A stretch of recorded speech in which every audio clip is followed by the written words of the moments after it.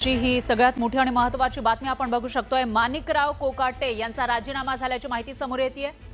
आताची सगळ्यात मोठी आणि महत्त्वाची बातमी, कधी हा राजीनामा होणार याकडे सगळ्यांचं लक्ष होतं, कारण त्यांना शिक्षा सुनावण्यात आली आहे आणि त्यामुळे राजीनामा कधी होणार याकडे लक्ष असतानाच आता ही सगळ्यात मोठी बातमी आपल्या हाती आली आहे। आणि याविषयी अधिक माहितीसाठी आपले प्रतिनिधी राहुल झोरी हे आपल्या सोबत जोडले गेले आहेत। राहुल, नेमका काय घडलं, कशा पद्धतीने माणिकराव कोकाटेंनी राजीनामा दिलाय?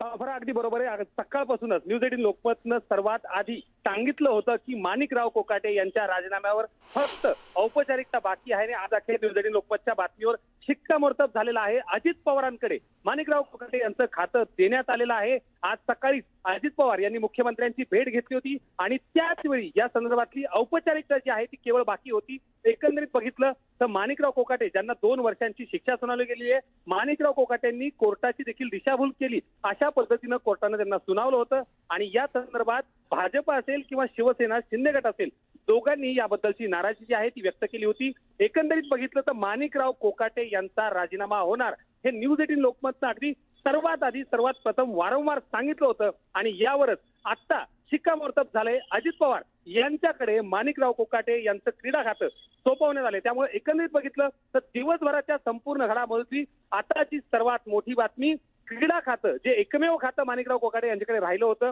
यापूर्वी कृषी खातं हे त्यांच्याकडून काढण्यात आलं होतं आणि आता पूर्णपणे त्यांच्याकडे कोणतंही खातं राहिलं नाही। याचाच अर्थ माणिकराव कोकाटे यांचे मंत्रिपद तर गेलंच, मात्र आता येत्या काळात कशा पद्धतीनं कायदेशीर कारवाईला सामोरं जात आहेत हे देखील बघावं लागेल। एकंदरीत बघितलं तर मुख्यमंत्री देवेंद्र फडणवीस यांनी देखील सांगितलं होतं की अशा पद्धतीनं कायदेशीर बाजू ही त्यांनी सांभाळायला हवी होती, मात्र तसं झालं नाही। तर कारवाई मात्र निश्चित होईल आणि आत्ता अखेर ही कारवाई झाली आहे असंच म्हणावं लागेल।